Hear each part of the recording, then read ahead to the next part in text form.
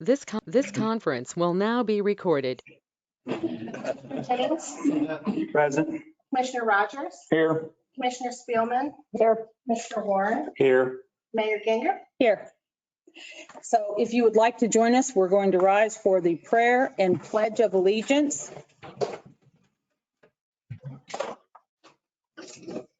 And Tim Durham will do our prayer. Yeah, come on.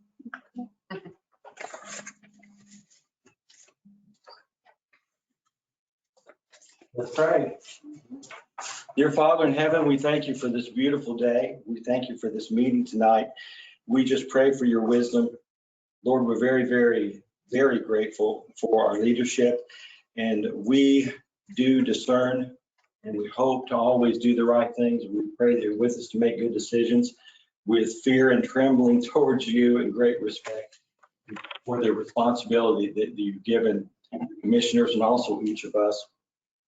Lord, there's a lot going on in the world that affects us directly, and we are all interconnected in this community.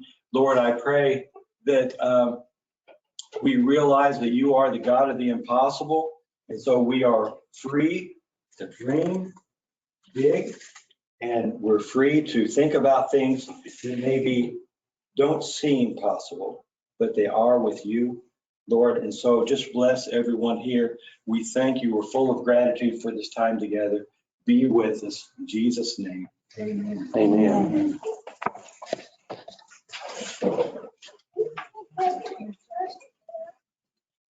Pledge allegiance To the flag of the United States of America and to the republic for which it stands, one nation, under God, indivisible, with liberty and justice for all.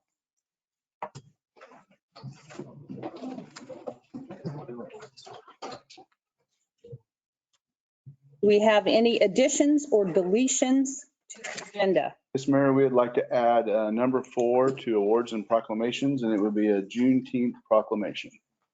Thank you.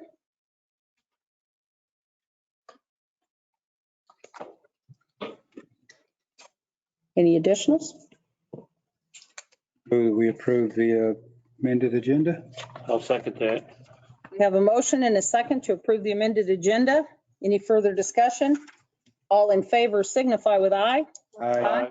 All opposed, same sign. And now we move to the approval of the agenda. I move we approve the agenda.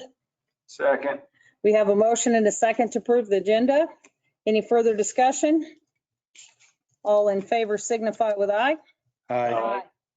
Thank you. All right, the agenda is accepted. Kimberly Immel, would you come?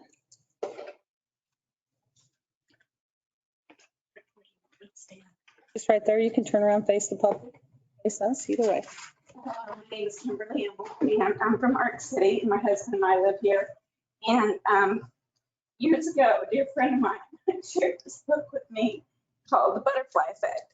My husband and I had done military work and missions work, and I took this to Africa and shared. And basically what the butterfly effect is years ago, it was considered a theory that the wings of a butterfly flapping can move molecules, essentially affecting other molecules that could essentially move to a hurricane on the other side of the world. And that was a theory that was laughed out of the science fair, the science convention. And later on, 30 years later, it was proven to be a fact that the molecules moved from a butterfly wings could essentially cause that. But this book is about, it's stories about inspiration of how it has, the butterfly effect in kindness indeed can also be a effect that can be far reaching, like a pebble in a pond, you know, it has far reaching. And a new friend of mine recently shared a quote with me from Margaret Mead. It says, "Never underestimate the power of a small group of citizens to make a great deal of changes. Indeed, they are the only thing that ever has." Wow. And so a couple of weeks ago, we had the butterfly effect in a 100-year blessing for Arc City at Burford and then also at Wilton Park. And they asked me to present some inspiration from the Butterfly Effect book. And I'm not going to belabor it long, but what it essentially says is that everything you do matters. Every move you make, every action you take matters. Not just to you or your family or your business or hometown. Everything you do matters to all of us forever. And one time I was, well, I'm always been studying and I read where the butterfly is proof that we can all go through a great darkness and still come out something beautiful on the other side. And Arc City has gone through some dark times as well as wonderful times. But how much better if when we can break through the rough times and we're all showing forth acts of random kindness to others and that we come in contact with. And quite some years ago, I was watching a movie and the movie said ARC, and it said it was an acronym for Acts of Random Kindness. And I thought, you know, we live in Arc City, and how wonderful if we would become known as a city of acts of random kindness. And what a blessing it is for us to be part of Arc City. And what if our city was named as the city where the love of the Lord shone forth and acts of random kindness to others? And I just was touched by hearing the story about the young men that did the skate park, you know, that they had that, you know, there was a need. And instead of just sit back saying somebody else needs to do that, you know. And so I'd like to suggest maybe to put it on the docket or something, but if we couldn't have an act of random kindness award, an ARC award, and if that could be for discussion sometime, and I'd help support that, and how wonderful, and to let them know that the Butterfly Effect is in operation in Arc City, and that this is a town where people will show forth the love of the Lord and a town of kindness, and that even through dark times, we're going to overcome and show the love of Jesus. Thank you. Thank you so much. Thank you.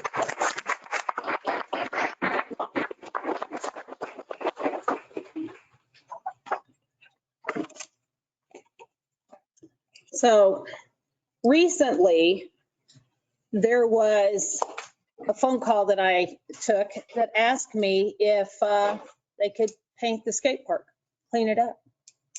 And I thought, okay. And he said, it's a school project. So first I want to talk about the teacher who impressioned and put an imprint on these young students to find a way to affect their community and to be able to bring forth from an idea to completion. And so I went and I met him, and I was inspired by him too. I even invited some school board members to come and meet him if they didn't know him. But Evan Burke, will you stand? This is the teacher who started the Butterfly Effect for these students.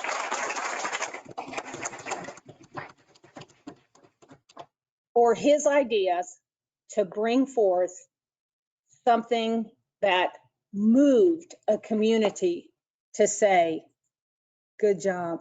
We appreciate that. Well done. So I thank you for what you brought to our students. And then the student who called me said, can we do it? I said, yeah. And so I met them out at the park the first night, and there were 3 boys scrubbing cement on their hands and knees with cleaning products they had bought themselves and doing something none of the rest of us had thought to do. But this was something they enjoyed.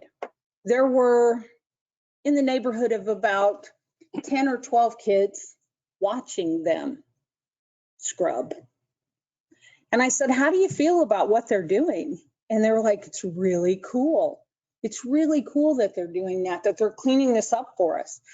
So, well, how do you feel about the graffiti and the negative things that are down here? I don't like it. Families come here. We bring younger siblings with us. We like it to be better.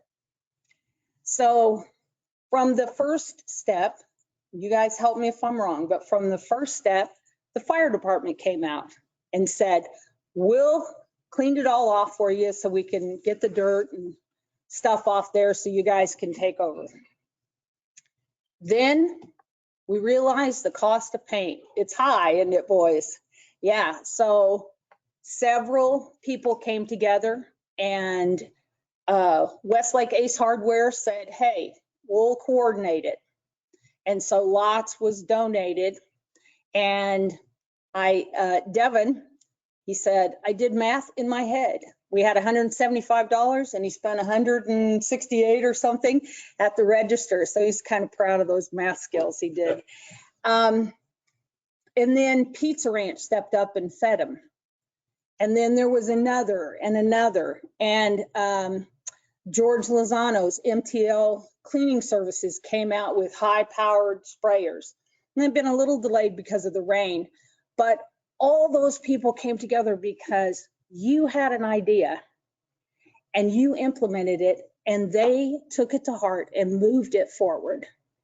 And we thank you for that so much. I thank you again. Yeah.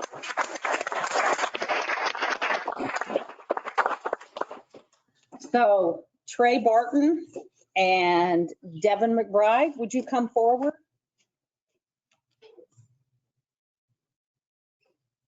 There was a Zeke, is their third, and he was not able to come tonight. But you've had an impact on me, what your teacher did, and then what you did. And so I'm so proud of you guys. This is signed by all the commissioners. Come up and let them shake hands with you.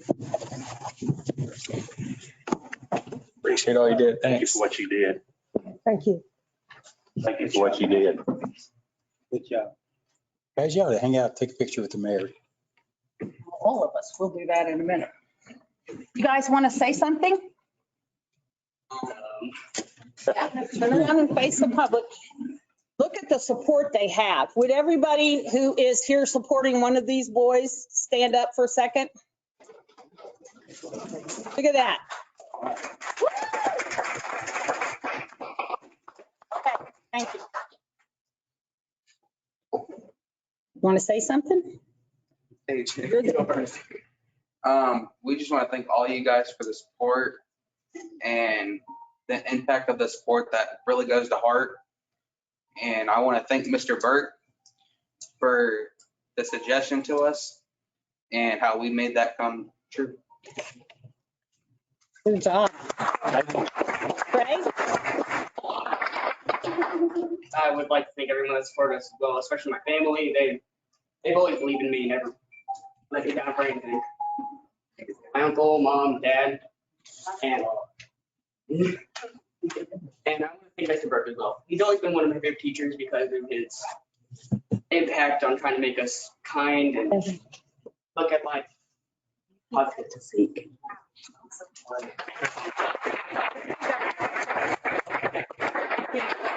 Can you guys stand here for just a second? Josh Papan is here and he would like to talk to you.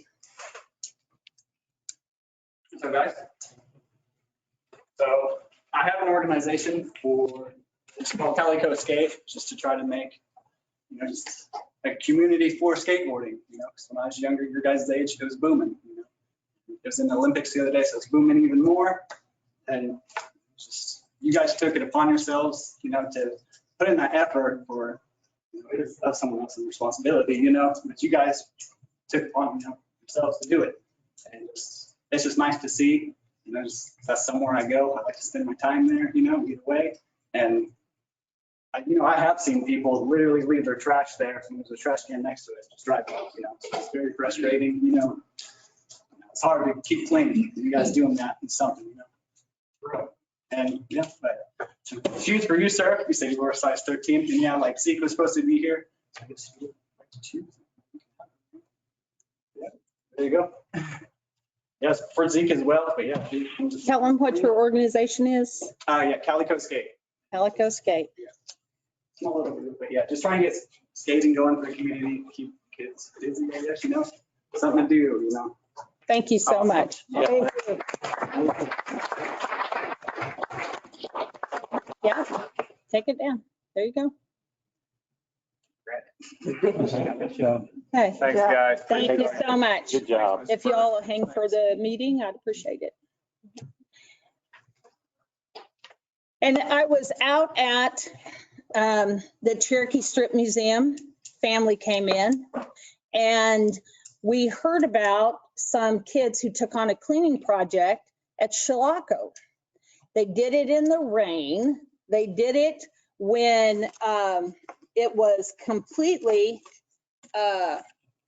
wet out there. And I thought to myself, well, tell me about it. So they, there were 40, 50, 60 kids, something like that, right? And so I asked Ava Hedrick to come here and share her experience with us. But this is another class project, a science project, where they decided, I think it's science. Was it science? I was really close though, right? We took a field trip and Field trip? and then he invited us back to come help him clean up for All right. Was it Danny that helped with that? them. Yeah. Okay, so Ava, would you come down? I guess it's. And her parents are here. I think at first they thought I was crazy, but you know, they got over it. Tell them what you guys did and. So back in December, we were learning about the Chilocco Indian School, and they actually had a chance to, one of our teachers invited, talk to people, and they invited us down to come walk around and see all the buildings. And then, so we all wanted to go back, and so, but they couldn't take us all back, so they, Ms. Hedrick, called them, and they said they could take, they were having they had a reunion, and so they needed some help cleaning up, so she offered to pick some students to come down and help them, and so I was one of those 50 students that got picked, and so we got split, so 25 and 25 kids went, one in the morning, one in the afternoon, and I went in the morning, and we mopped floors, swept, we cleaned the windows, and then we had lunch. They brought us lunch, and in the afternoon, there was the other group of kids, it stopped raining, so they went outside and they raked and picked up sticks. Super. Wow.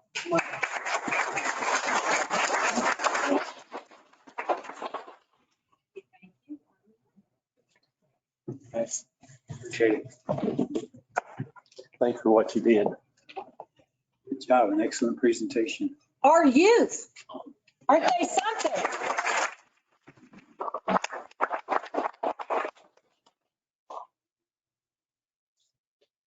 So that just makes me very excited. Doesn't it make you excited to know that those young people are just making the effect, the butterfly effect?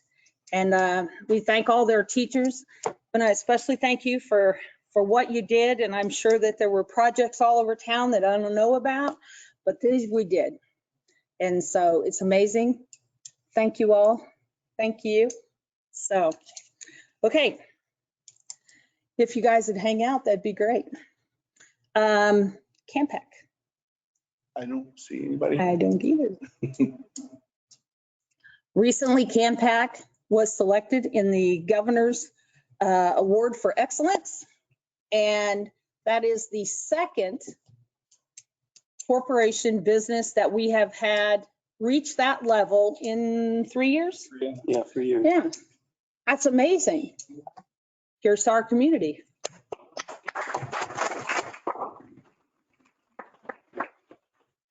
Yes. I was at Francis Willard for their last day of school talk show, and I went into the office when we were finished. And it was mounded with boxes and boxes and boxes of shoes. So the last thing the fifth graders did was go down the hall where everybody applauded and into the office with their new shoes. It was amazing. It was a wonderful thing that they did. Wow. Awesome. Yeah. Okay. So now back to our agenda. We have comments from the audience. Do you have the Juneteenth?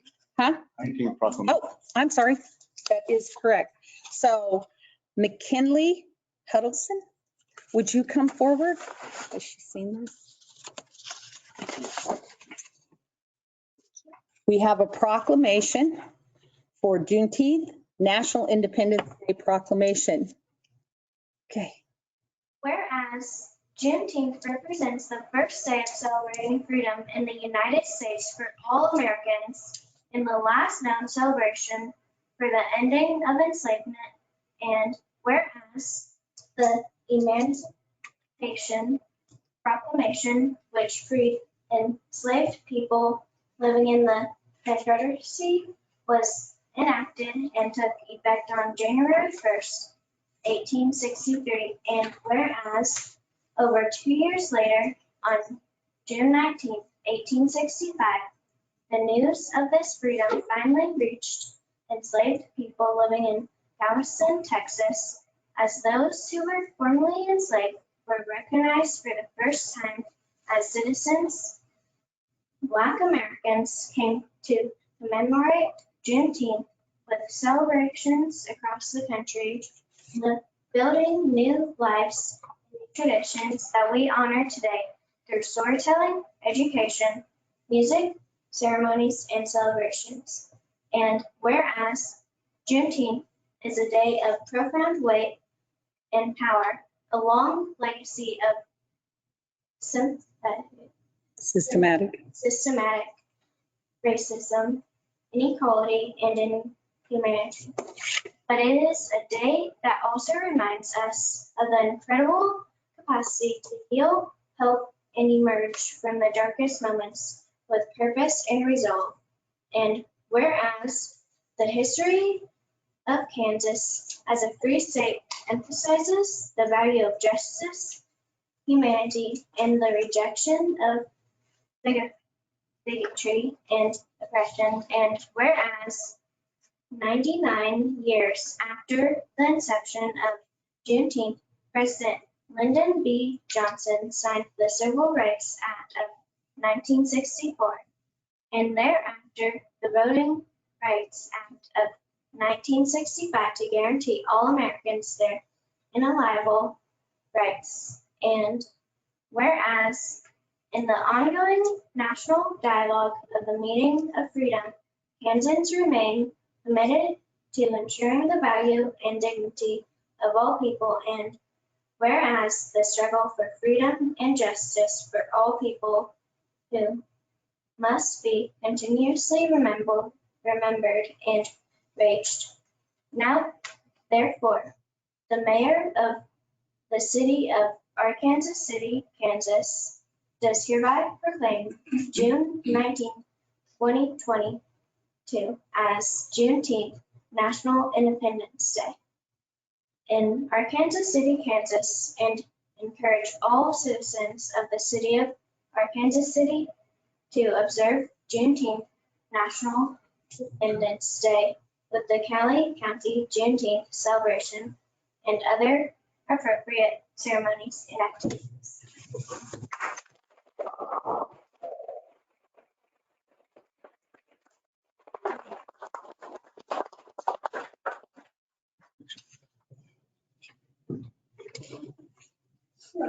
How are you? Great, thank you all for having me today.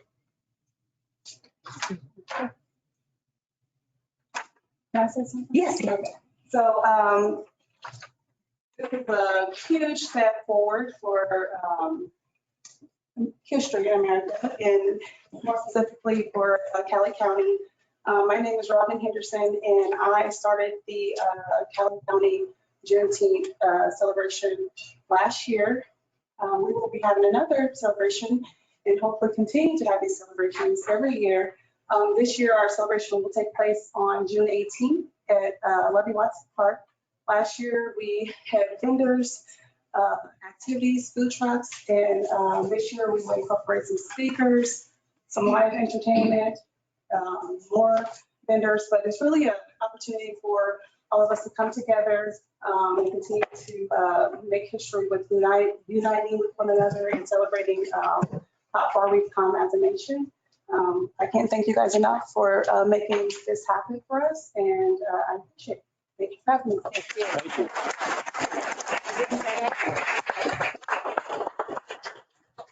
Is it set up? Yeah. Do you want to take the break? Okay. McKinley?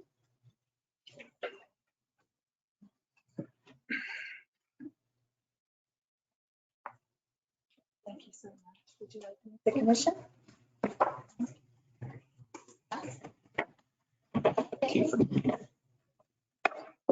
Did a good job on that. Thank you. Favorite sixth grader, you were awesome. You did a beautiful job. Yes. I just want to give each one of you an invitation flyer to the event.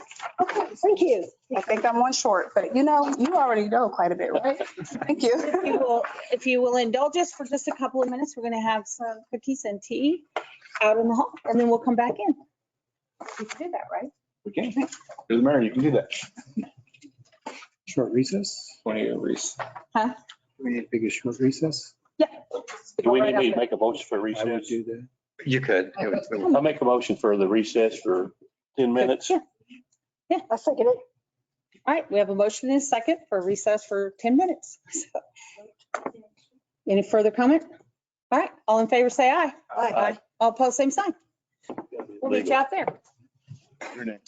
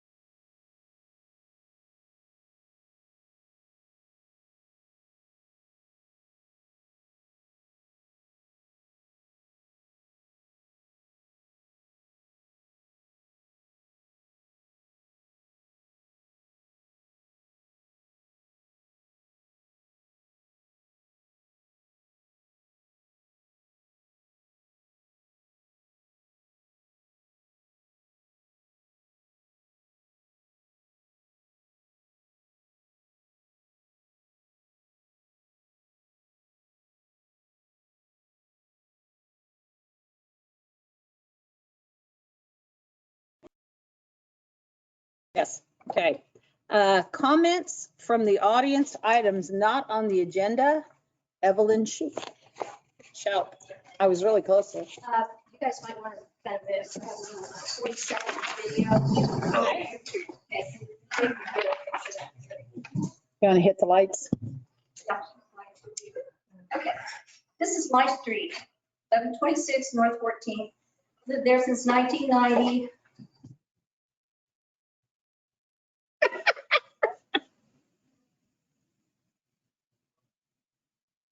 My house. Do you want me to stop it? No, just keep going. Just let it go. Uh-huh.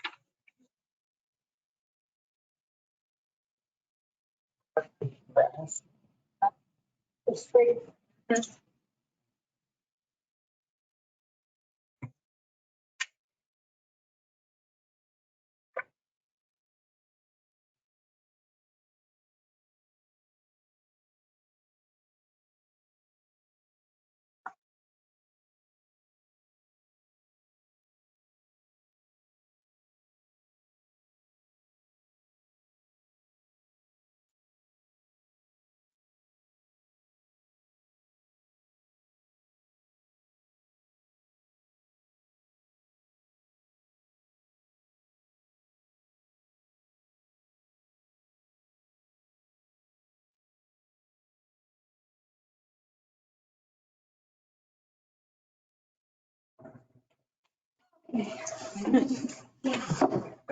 had knee replacement surgery, so bear with me here. I might be a little slow, but I know I've got 3 minutes, so I'm going to go. I have that tomorrow myself. You have it, oh, bless you. Don't do it if you don't have to. It hurts. It's been 6 months or so. So anyway, here, I'll give you one, John. Okay. We built this house there and we had paved road about 30 feet wide and then it went to 17 feet. And it's been that way since about 2004.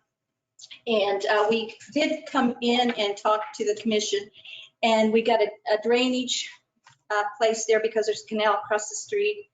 And it really, really helped.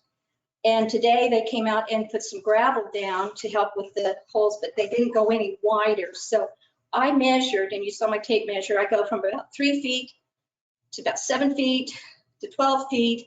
There are some places that are 14 feet into what I think is the street from where the curb is. You see the curb here, that little bit of curb, and then you see that big chunk of land. And I want to keep my land looking good. I want my yard to look great. You saw kind of the problem when you mow, what do? And the grass is going to go in the street and we weren't supposed to keep it in the street. We're trying not to. So I've been mowing about 200 feet that way. Well, I've had it paid to have it mowed. And then the distance out is just averages probably 10 to 12, 14 feet that I'm also mowing.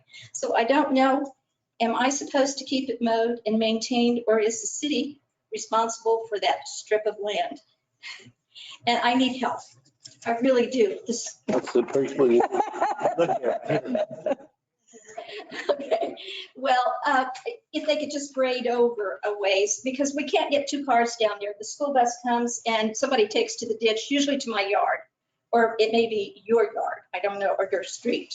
So just calling attention to it. I love my street. I love that neighborhood. It's wonderful. We lived there. We built our house, our last house ever there. And I know that I'll get some good help from the city. Wink, wink. Thank you. So I'm Get him over there busily writing with a pen. putting down, I have some drawings at home where I extended the curve and then drew a line out from the curve.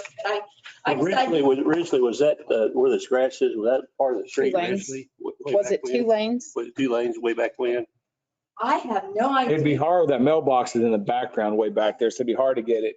Yeah. It'd be hard to make that the street. There's a mailbox way back there. See that. I think that's a Paul mailbox. Anderson put that in recently, and I went down and I said, hey, guys, that's probably the street you're putting that hole in. And then there's a mailbox. He has a little turn into his mailbox, but really, city Here? truck was out looking at So the it's street actually- yesterday, and they waited for me to come up the street, Probably what? and I was headed toward my driveway there. The street would be- When I got into my driveway, then they could go. So that's kind of how it is. So whenever they come to pick up the limbs or something, or the trash truck comes, there's only about 2 feet of extra space there. I'm concerned because the school buses come down that street too. Yeah, they kind of did an angle. That would work too. You could, that's I whatever. have a lot of pictures at home. So that's all. My 3 minutes is probably more than up. Okay, thank you. Thank you. We all point towards the city manager. We turn towards the street department. Okay,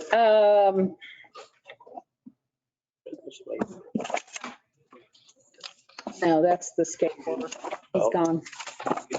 In this context where we've got the vegetation growth that just, of course, creeps year after year. And of course, the root system's developing also there.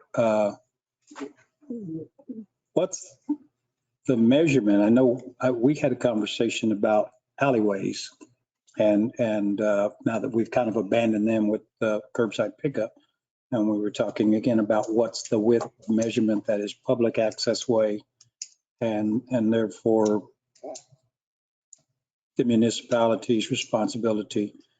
Does the shrinking street just become a smaller street or should we be? Well, typically the entire street right away is on past the curbs, another about 14 feet or so encompasses where the sidewalks are. So a lot of what people mow already on that about a 14-foot strip. Wouldn't you say, Josh, on either side of the curb is actually street right away, and the adjacent landowners take care of it. And again, without seeing the plating map of this area, and I think I've looked at this once before. I think when I first got here, we talked about it, but I don't recall the details. But we'll have to look at the plating and see how actually wide the street's platted there. This paved area is incredibly wide versus this area that looks almost more like an alley than a traffic way. So, I mean, I guess where our curbing is here, is that the street? Or is this 10 foot of gravel, the street? Well, if it's platted like most there is, that grass in there would still be in the street right away. And I'm in the where you see the curb on the paved portion of the street, there's probably street right away on another. See this mailbox right up here? Mhm. Just take a line and just draw it straight down like this. This is probably the city's part of it. You see where the mailbox is at. I was looking at the utility pole The mailbox right in front of it. and saying that. So, okay. Yeah, sounds like if the school buses weren't driving down that way, that might actually ultimately end up, just grown over altogether. So you're thinking like right there? Possibly. Right here. Basically from that mailbox in the back case straight back. Yeah, that's what it is. Towards, that's what I was. Mailbox is all, it should be on the edge of the property. So maybe, Is it my property? No, I mean, that's what they're gonna look into. They're gonna get with Josh and look into it. yeah, so like, if she plants flowers out here, they're gonna come scrape them away or is it like, yep, shouldn't have put them there? Or, I mean, so. I know you have to mow the ditches if it's uncurved. Landowners. Probably what they ought to do is look at it and get back with her and, let you know what, I'll get with the company and Okay, to go out there. Thanks. okay, anything additional on that? Okay, consent agenda? I'll make a motion. We approve the consent agenda is written. I second it. So we have a motion and a second to approve the consent agenda as written. Any further discussion on it? All in favor, say aye. Aye. All opposed, same sign. Motion carries. New business. Item 1, consider ordinance authorizing the rezoning of 401 West Madison Avenue from R2 medium density residential district to C2 restricted commercial district. Welcome, John. Tell us all about it. All right. By now, I'm sure you're very familiar with this project. We've brought this before you in various forms about 4 or 5 different times. But this is at 4th and Madison. What they're requesting is the rezone. This is just part of that continuing process that just now is getting to you because it had to go through all the different channels. And what it does is it makes it the entire property C2, which matches up with the deed that you approved at the last meeting. It's that same amount of property. It would all be C2. There's some of the area that is actually still railroad right away, and so it wasn't zoned. But this will actually use the designation of C2. The Planning Commission did hold that public hearing, and they recommended that you approve that at the meeting in May. Is this the only holding spot they have now before they actually start doing something, or? This one and the next item too. Okay. Good. Well, we've had a lot of discussion on that, and I don't know, I mean, I'm ready to make a motion that we consider the ordinance authorizing the rezoning of the 401 West Madison Avenue from R2 medium density residential district to C2 restricted commercial district. I'll second that. We have a motion and a second. Any further discussion on it?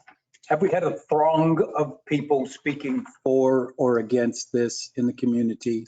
Not really. A throng, you know how many a throng is, don't you? I would say no. Okay. Quick, somebody look up that word.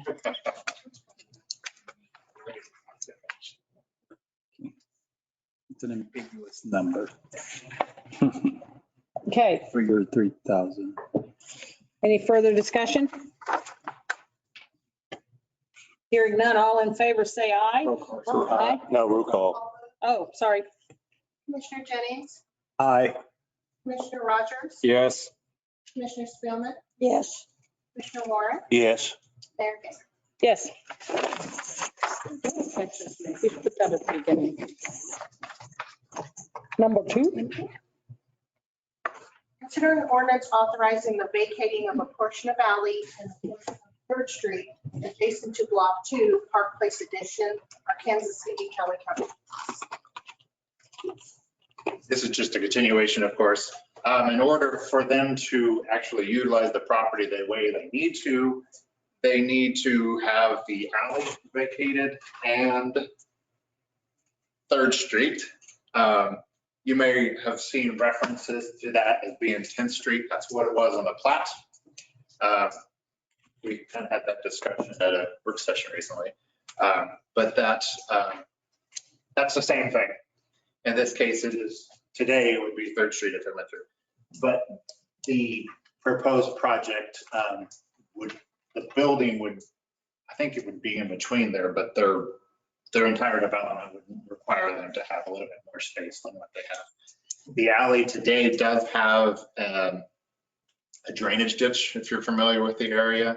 What they're proposing is to put that in pipe and put it underground, and it will become a ditch once it leaves that property again. Is that because of the railroad right away that it has so much problem getting that? I mean, it's the reason why they're changing the angle of that thing. That part is, yes, actually, yes, to answer your question. They moved that over several times. They've been reconfiguring this a lot of, there's probably been 15 different configurations. Yeah, they had a lot of problems, and that's part of why we started talking about this back in June, I think, is when it was before the, last June, when it was before the land bank board, when they first got that first piece of property. So they've been dealing with that for a while, and this is the last steps that they need to, in order to move forward with the purchase. Well, that being said, I'll make a motion. We authorize the vacancy of the portion of the alley and a portion of 3rd Street adjacent to Block 2, Park Place Edition, Ark City in Cali County, Kansas. I second that, Mr. Moore. Madam Mayor. We have a motion and a second. Any further discussions about it? Roll call. Commissioner Jennings, Which one is it now? It's roll call. What'd you guys say? Yes, I'm sorry. I said aye, and everybody else said yes. Yes. Commissioner Rogers, Yes. Commissioner Spillman, Yes. Commissioner Warren, Yes. Mayor Davis. Yes. Thank you very much. Item 3. Consider an ordinance denying the petition to rezone 2305 North 8th Street from R1 Low Density Residential District to R3 Medium Density Residential District. This is probably something you've not dealt with before or not for a while. But I'll go ahead and tell you what's going on with this case. The proposal was to rezone this from R1 low density to R3 high density residential. And what the applicant was wanting to do was place a duplex on a lot that already has a single family home on it. So it would require the rezone in order to happen. It did go to the Planning Commission in May. And there was a significant amount of public input at that meeting. Throng? Was there a There throng? was a throng at that meeting, yes. I will say that. There was actually another application that was also there from the same applicant for a similar project, and they chose to withdraw that one. But this one they wanted to move forward with. Planning Commission did ultimately vote to recommend denial of this request, which is why I brought it to you in this form. And why was that? I mean, what was the reasoning? Part of the reasoning was the citizens were concerned a lot about the traffic on 8th Street. Also, this property is in the floodplain. And there was just some concerns about how that would affect the neighborhood. What I suggest, and this is kind of what I've talked to the applicant a little bit, would be to instead do a lot split of the property and place another single family home on this property. That does not require a rezone. That would still be allowed in that R1 low density district. And the people living here would agree on that, or? They wouldn't have to at this point. Okay. Because it wouldn't. Okay, I see. It would be no change. So the house that's already there is going to stay there. That's my understanding. And then they wanted to put a duplex on the other. How wide is that piece of frontage? Ooh. It's a pretty significant size property. Okay, that's fine. It's 3 acres total property. So that's probably, I don't know, 200. It'll be around 400 square feet for each side. There you go. And then, we'll have that shortage of homes from it. So it will create. And are there any, what's around that resident? Is it all R1, one family dwellings? Yes. Okay, Except for where the high school is, of course, that's different. okay. You guys are good at map reading. I need to see a picture. 7 up to 5, or the skyline, there's apartments way up there. Further down here. So on here, it's that purple outline.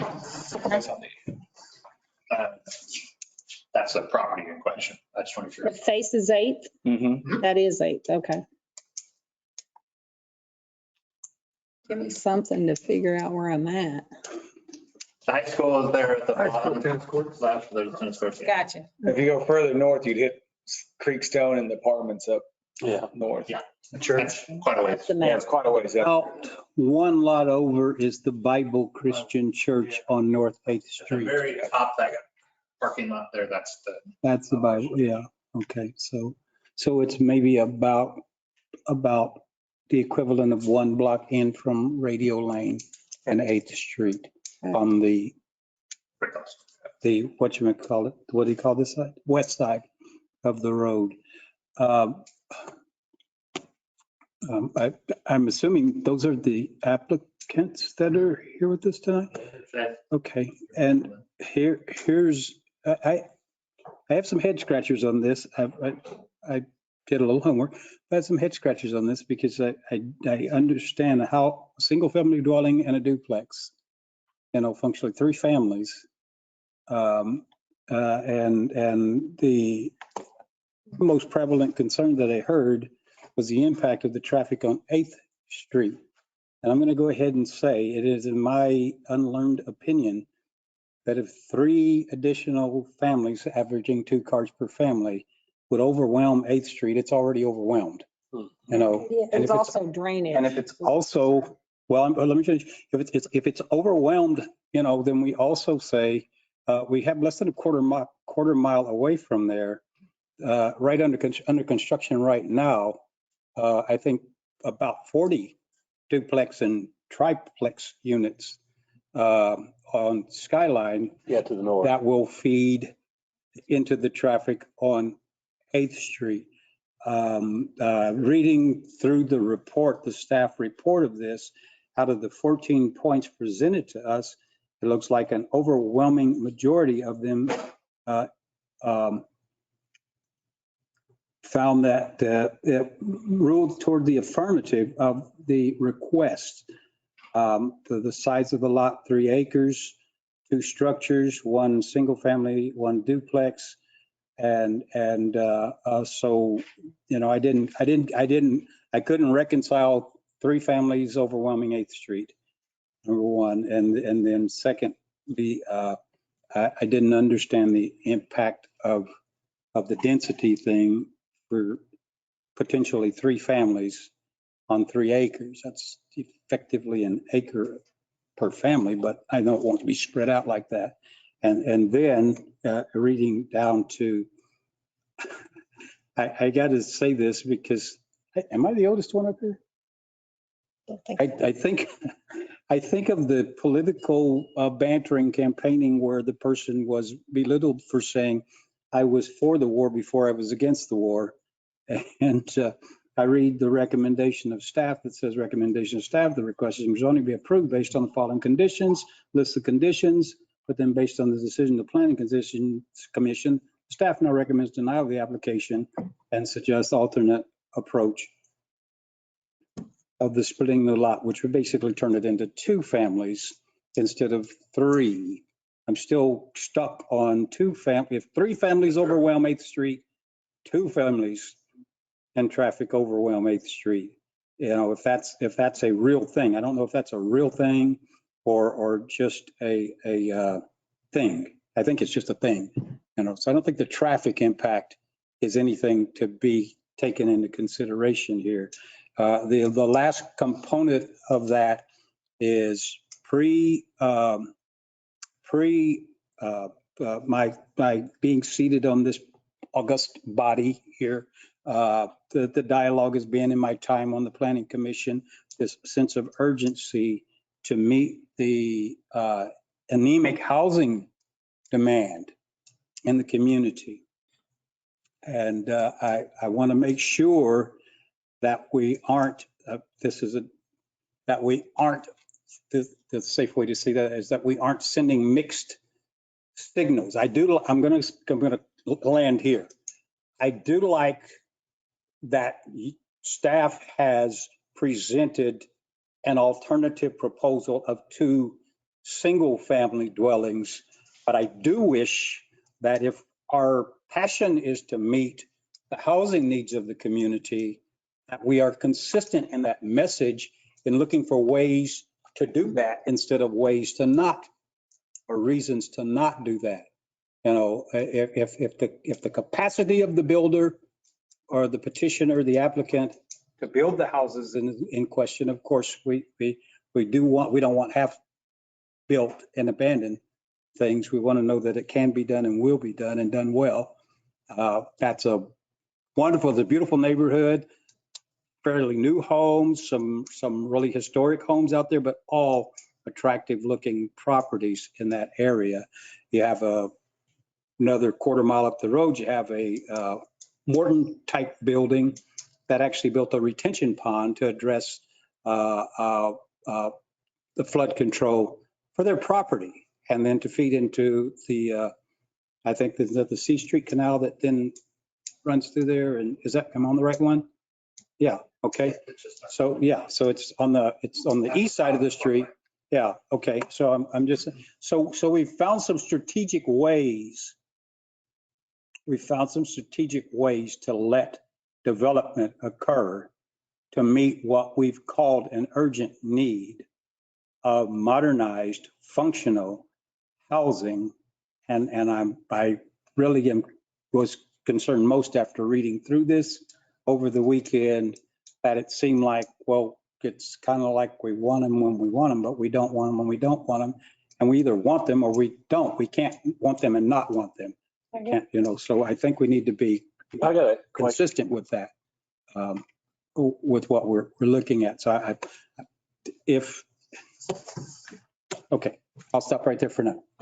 All along that corridor on 8th Street up there, where our city industry's got property and stuff that going up there, I could see somewhere down the road that's going to be in apartments and in housing and stuff like that. Is that going to be affected? I mean, because of the traffic and stuff or not? I mean, are we going to have to go through the same thing what this guy did too? I mean, are these developers coming in? Because we got developers going to be coming in and take a look at that stuff down the road. We didn't have any issues though when we put forth the proposal for Compass Point. Right. Didn't have that level of pushback. Right. And that's one of my conflicts is. Well, that was my thought is what if there's more development? Yeah, that's what I'm By saying. Compass Point, all that, the traffic, if this is going to be an issue, then we probably shouldn't develop anymore. If the traffic is the real reason you're not doing it. We as a body wouldn't do it, would be, that's my thing is if you're saying traffic for this, you got to say traffic for anything else that gets developed. And I don't know if that's leaning on. Radio Lane, 8th Street Radio Lane to Skyline Road is a 2001 project. Prior to 2001, 8th Street was a gravel road. And so this first pass of a blacktop road from Radio Lane to Skyline is just that. It's a first pass. There is no curb and guttering. With the heavy rains, I've driven there intentionally. Intentionally because I've been avoiding the activity on Summit Street. But I've noticed with the heavy rains and the drainage, the bar ditch, there's a lot of gravel washing out on the road. So I don't think we are going to develop in that area based on what's been done with 8th Street in 2001. That's going to have to be an intentional project. I think you also have to keep it in mind that you have the apartments there, you have the duplexes there. That means you're going to have a lot more. You got a barber shop there too with traffic. Yeah, well, I'm saying, but you have, so with the families out there, you already have students walking on the shoulder of the road at early dawn, at times of the year, dodging traffic and hoping that motorists are alert and polite towards them. We're going to need a pedestrian traffic way along there. That street's going to have some, you're going to need egress eventually. I agree. It just has to be. So I don't think that we say 3 families on 8th Street is going to overwhelm 8th Street. It's either overwhelmed already or it'll be okay with 3 more or 2 or more. Well, like I said, the barbershop had people going in and out of there, probably more than the families will. Yeah. So, and then when you do talk about the additional development out there, then you're going to have this real marriage of we are looking at Creekstone with the hopes of expansion and more business. So you're going to look at more commercial traffic, truck traffic, along with parents trying to get out of that housing area back to the middle school, to the high school. We don't have an elementary school out there. So you're going to have a lot of residential traffic moving through there. So obviously, I think that we have to think along the lines of not, if somebody's early to the party and we can help them go forward, then we ought to help them go forward. That's my position. And know that 8th Street and that traffic way will actually grow up around them as opposed to saying, oh, it's too small, let's don't build a house there and come back a year from now saying we don't have enough houses. Commissioner Spillman has a question. My question concerns the floodplain. Has anybody from staff been out there with the recent situation that we're in with the weather to look at what the property would look like? I honestly have not, but in order for anything to happen out there, they would have to meet the requirements because good chunk of this property is in the floodplain. So if there's much improvement at all that involves a floodplain, it has to go through that process. It has to be designed according to the floodplain management ordinance. If any fill has to be brought in, the state actually gets involved to make sure that it doesn't affect the floodplain downstream or upstream for that matter. One of the issues you had in Forest Glen is that there's no drainage, and drainage didn't get put in. And so they all have marsh behind them. And in this staff report on the topic, I believe Mr. White and his team have specified that they would have to comply with those standards for floodplain.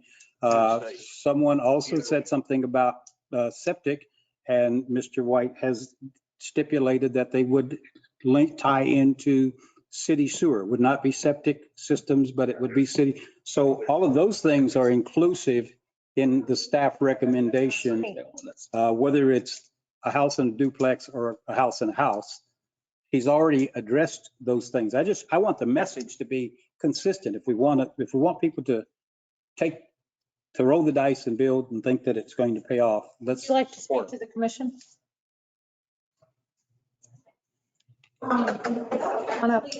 Everything that you guys are saying is pretty interesting. I know that he wants the opportunity to develop there.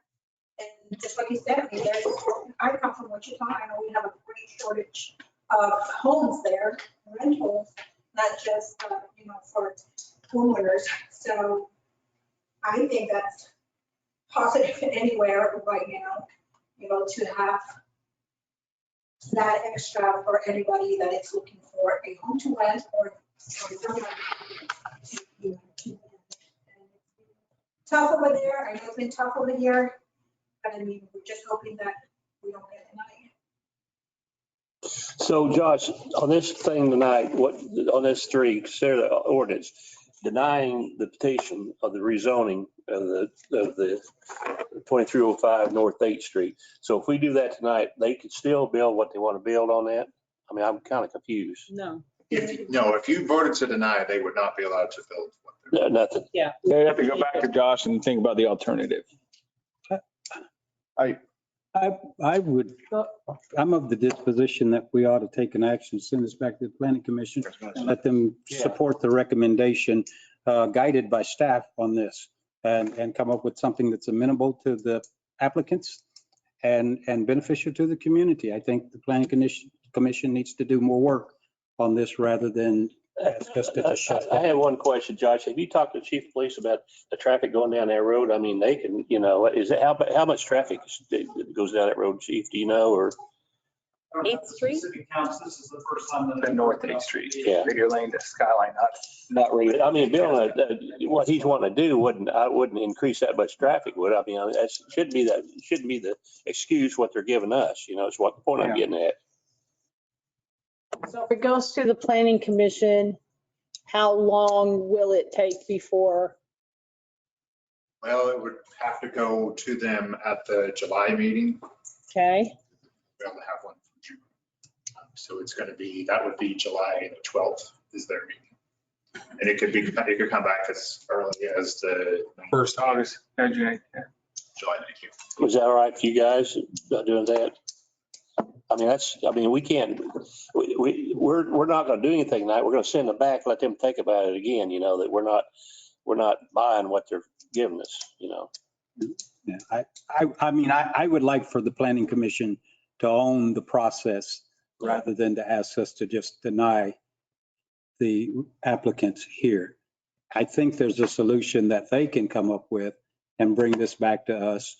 The question then is, does a potential 1 month or 2 month delay hurt your plans for? Okay, so be patient. So with that, I'm going to move that we would Well, we're going to send it back to the planning. table this and send it back to the. Table this. Yeah, that's what I'm doing now. Yeah. Yeah, that we table and send this back to the planning commission for further recommendation with a strong encouragement to follow the guidance of staff in bringing us a proposal. I'll second that. Okay, it's been moved and seconded that we table this item, send it back to the planning commission for further review. Any further discussion? All in favor signify with aye. Aye. All opposed, same sign. Motion carries.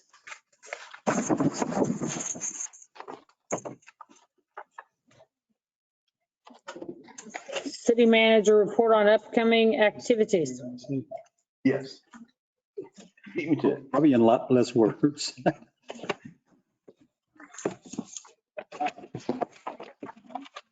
We have the downtown visioning bill planned for June 20th at 5:30 at the Burford. So I just want to make sure you guys are aware of that. We got to see kind of a preview of that, and there's some really interesting thoughts and ideas on how to develop downtown. So hope you guys can make it for that. What time is that again? 5:30. What are we doing? What's at 5:30? Sorry, I was good. Thank you for asking. The downtown visioning that the South Dakota State University did. Perfect. Yes. Date? That'll be June 20th. Not that I wasn't listening, I just forgot it. How about that? At 5:30? 5:30, yeah. What day is that on? That's a Monday. Yeah. Week after my birthday. Oh, Before mine. Bring us some cake. The next commission meeting is the 21st of June. Now, so I'm going to be gone next week on vacation, the 13th to the 17th. And the 17th would be the next work session for that. So if you guys want to have it, cancel it, whatever you want to do on that, let me know. I think we'll still have it. Okay. And I prefer not to have that conversation with the outside attorney when I'm not here because I have some real concerns about that. So, and I haven't had a chance to address it with. So if we could push that off till I'm returning, that'd be great. Okay. Okay. The July 1st, we have a budget workshop. That's a Friday. So make sure you get that on your calendar. Budget workshop.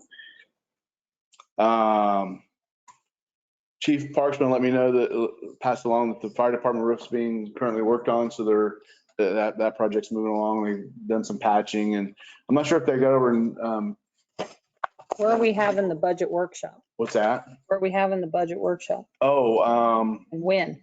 What day? it's July 1st. what day is that on? Where would you guys like to have it at? We go back to the water plant or you want to do it over here? Or? Okay. What day is that on? Friday. Friday. Make sure. What did you decide? Water treatment plant? Yeah. Did we? Okay. Yeah, I went there for the Friday thing. Would it be? That's really difficult for Commissioner Spielman on that budget workshop. Can we move it to a Thursday? How long is it gonna be? Make it hard on him, so. It just whatever works. I'll try to make it work if I can. So. How long were you expecting it to be? It'll be as long as, I think we're just going to kind of go over what we've come up with at this point. Budget. Yeah. So it can be as long or short as you guys want. Lunch and dinner? How about breakfast? At what time? Would you, She said, how about breakfast? would you want to do it first thing in the morning on first? Would that work for you, Scott? What time? First thing in the morning, if we kept it on Friday? Friday? Friday gonna work for you in the morning? Yep. Yeah, we Friday could work probably for make that everybody in the work. morning? July 1st. Yeah. Define morning. Is that a throng or what? 5:30. Yeah, that's what I was gonna say, 6 Yeah, I can a.m. do that. 6 a.m. works for me. I can do anything that, Phone in. yeah, 8 would work, 9, whatever. Yeah. At what time? 8 p.m. AM. 8 a.m. I can make 8 p.m. easier, but I 8 can do it a.m. if I follow it in from the night before. Okay. 8 a.m. budget workshop, July 1st. Did you get all that? Got it. I think we're closed that day at the office anyway. So.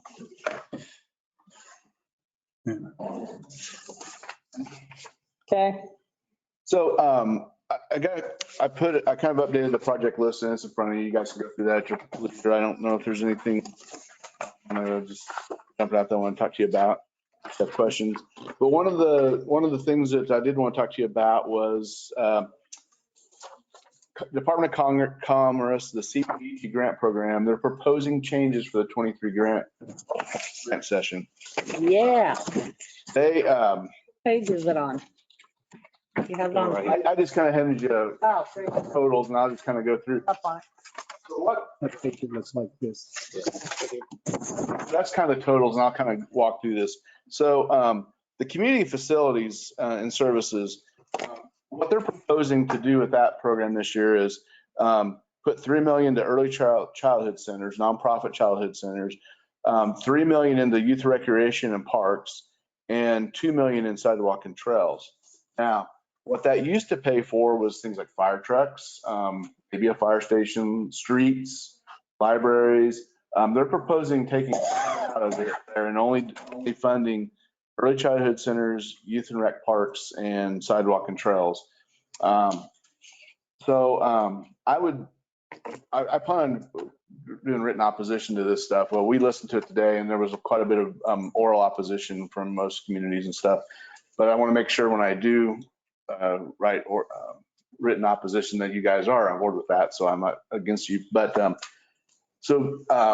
our opposition to this would be, we would rather see it for the items that have been in the past. If they want to add these items as an option, that's great. But I think when they take away street projects and like fire stations and fire trucks and things like that, I think that puts a big disservice to our communities that are, to provide services that we really need.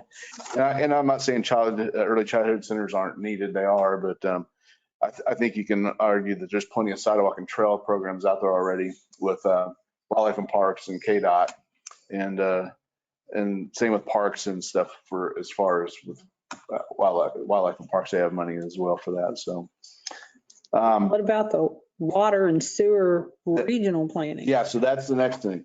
Water and sewer in the past, just what we're saying, water and sewer lines for cities and projects like that.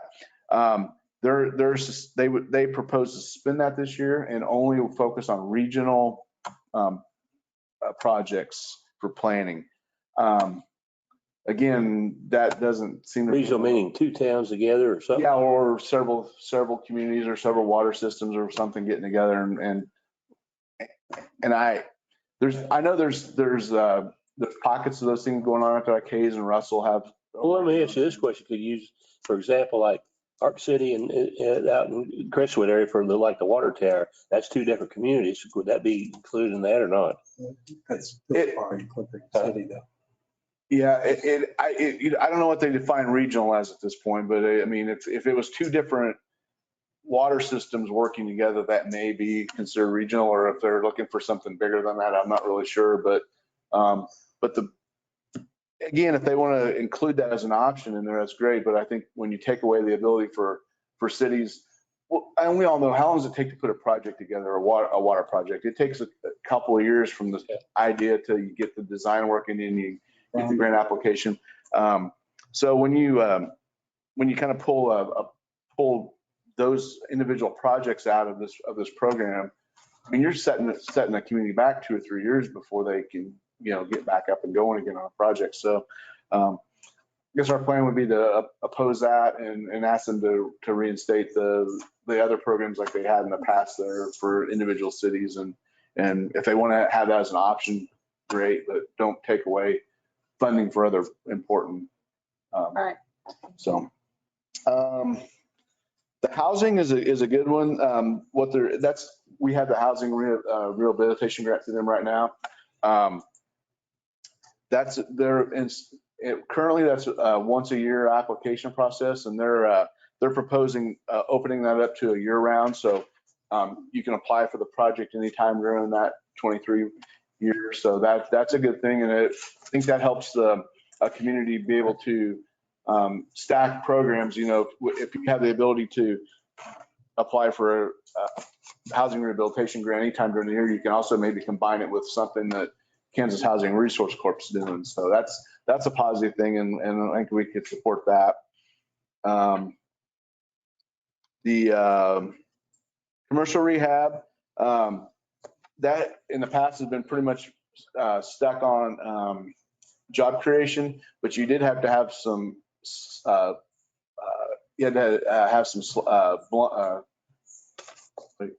blight and slum type conditions in order to get that going. But they've added that as an actual reason for the grant now, so we don't have to necessarily tie job creation into it. It can be for the slight or slum and blight issue. The other thing they are proposing adding is removing of architectural barriers in commercial grants. So that would be That city without walls. architectural barriers. Yeah. Maybe it was more ADA type things. Some additional funding to help with older buildings that may have designs that make it accessibility hard. So that's a good thing. And there's a 25% match on those. The other one, there's some things they've added this year under public service training and jobs. They're art-related job training for youth. No one can really put their arms around how valuable is arts-related job training, and not trades and things like that. So there was a lot of concern and questioning on where's this coming from. So what about, I'm just talking out loud, what about the, murals in town, putting murals on some of these building walls and stuff, that may be where STEM Beautification project. Yes, yeah. But it seems like if you're going to be providing job training for youth, you would want to expand it to several things, not just art related issues. I mean, so those are some concerning things. Well, is that kind of an amalgam, art related job training / employment for youth? Yeah. So is art driving language of that, or is employment for youth kind of? And if I recall, as you were watching, Josh, weren't you? They really couldn't explain what that meant. Yeah, it was just soft tissue. Yeah. So, and then the last thing on this is the CARES 4 money that there is, which was designed to kind of help businesses that were hurt by COVID. They only want to focus on women and minority businesses this time with it only. And so, again, I think if there's still business struggling out there because of COVID issues, I think it ought to be open for everybody, all businesses, and everybody has an equal chance. So. Well, okay, if they open that to everyone, will it grow from 100,000? I doubt it. The things that we're seeing around the local dollars that no one's applying for them. I don't know that it's that big of an issue anymore, but anyway, that was just, again, that's a minor thing, but it was another one that was just kind of, seemed like they were kind of narrowing it down too much, but. So everybody show me your broken records. Okay. So tell them no, you guys do that broken record but I'm going to, when you get to that, when you talk about the CARES money and that flag for female-owned businesses, minority-owned businesses, I admit I'm scared. I fear that the zeal that's emerging in the county to institutionalize, to industrialize early child care centers or daycare is going to knock the snot out of a lot of mom and pop type, cottage type industry daycares in the community. That we're going to find a place that suits the employees of different employers. But we're going to knock a lot of people out of business. Bills are down, payments off of small scale, max 5 type things like that aren't running. We got too many of those that aren't running at capacity right now, even if capacity is high. So I hope that we don't get so excited about industrializing daycare that we big box it out of business like we've done our grocery stores and things and retail stores in this community. Sometimes we have a great idea, but the next thing we know, we've wiped out, somebody's saying, what are you going to do to get another grocery store? We didn't think we were going to ask that question when we brought in the 24-hour store that now that they've gobbled up the market aren't 24-hour anymore, and they don't even want to check you out. Self-serve. So I think that's the big part on that. But like I said, I was really concerned on the bigger pieces of the, the community facilities and the water sewer projects. And again, none of these dollar amounts, $3 million for the whole state of Kansas on, water and sewer, 2 million on water and sewer, that doesn't go anywhere really when you think about One city. If you're lucky. it anyway. Okay, any further business to come before the commission? Got one question. Okay. When we were up to Topeka that one time, and our state attorney, sued those companies, drug companies, for that, what was that? Opioid. Opioid. And we're supposed to get back, our like $10 a person, like we're supposed to get back $120,000 for our city. What's happened to that? I don't know that I don't have our financial clear. I know so that's going to come in over a period of years as they settle with these individual companies. But they thought some of it would come this summer. Yeah, and I haven't heard anything about it for quite a while. I know the last time we were updated at a league function on it, they did have some, they had collected some dollars from one of the companies, and they were supposed to be start divvying that up. And so I haven't seen anything on it. Have you heard anything on it for a while? Haven't heard it. I'll have to ask from Jennifer if she's through her channels has heard anything on that. And that money could be used, come back to us, used for drug programs or to help people in our, in town and county and so forth. So, yeah. Unfortunately, it'll kind of trickle in. It'd be nice if it all come in at once and be usable that way, but it'll probably trickle in at small amounts and won't make a lot of difference as it comes in. But I got. Okay, anyone have any additional information to come before the commission? I feel like I should take up the mantra of Bob Barker and just in closing thoughts, say to all the pet owners in the community, especially cat owners, be responsible. Get your pets spayed or neutered so that they don't just go and proliferate or procreate and end up with a problem of excessive uncared for pet population in the community. You went down the front page of the paper. Can I get you on my picture? Make a motion, we adjourn. Second. So we have a motion and a second for adjournment. Any further discussion? All in favor signify with aye. Aye. All opposed, same sign. Hands are like, Motion carries. your hands are warm. I talked all the heat out of my hand. There you go. That's going home. You don't care. No, I'm gonna let you get out first. I'm gonna get later.